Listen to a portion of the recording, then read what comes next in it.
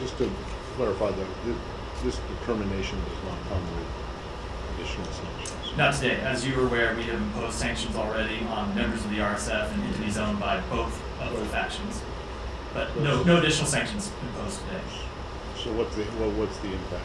So I think two things. One, it is important to send a signal to the international community what in fact has happened here. We have documented repeated atrocities. We have documented members of the factions going in and just executing civilians in villages at point blank ranges. We've seen accounts of them going into schools and demanding to know where are the boys, where are the men, so they could execute them. We've seen systematic accounts of rapes, and we think it's important to point that out and call it what it is. And then the second thing I would say is we have taken sanctions in the past, and we are ready to impose additional measures if and when we have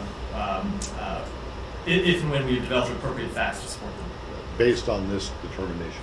No, I mean, in general, we've imposed sanctions unrelated to this determination because we've seen people make violence. But no, not just based on this determination, but based on our work to hold people accountable for their actions in this conflict. Okay. Other people might have more on this, but I want to go to the Middle East real quick. And I have one question, but it's about three separate things. One is that the Israelis are continuing to talk about this idea of a buffer zone that they would like to create either in or potentially near Gaza. What is, can you clarify what the U.S. position is on that? Can you clarify what the U.S. position is on the idea of there being a quote-unquote transition period that during which Israel would retain or keep security control of Gaza after the conflict is over, if the conflict ever is over? And then lastly, what is the U.S. position on the idea of an international security or peacekeeping force that might be deployed? Some have called for to be deployed. Let me take them in order. So with respect to the first one, the Secretary made very clear in a speech he gave several weeks ago in Tokyo, where he laid out the principles that the United States supports when it comes to the end of this conflict in Gaza. One of those principles was that there must be no reduction in the size of Gaza. And that remains our position, and it will remain our position. So if any proposed buffer zone was inside Gaza, that would be a violation of that principle, and it's something that we oppose. If it's with respect to something in Israeli territory, I won't speak to that. That's a decision for the Israelis to make. But we're very clear that when it comes to reduction in the size of Gaza, that's not something the United States supports. With respect to the second, I remember the third. What's the second one was transition.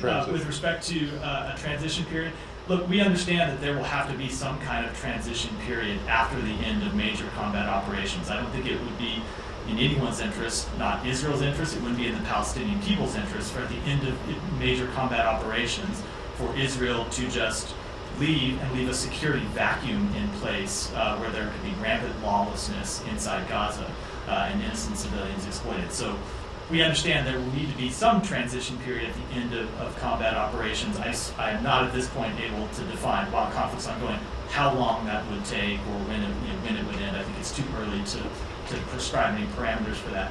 And with respect to wait, it would have to be temporary. Yes, because one of the positions we have also made clear is that there can be no reoccupation of Gaza.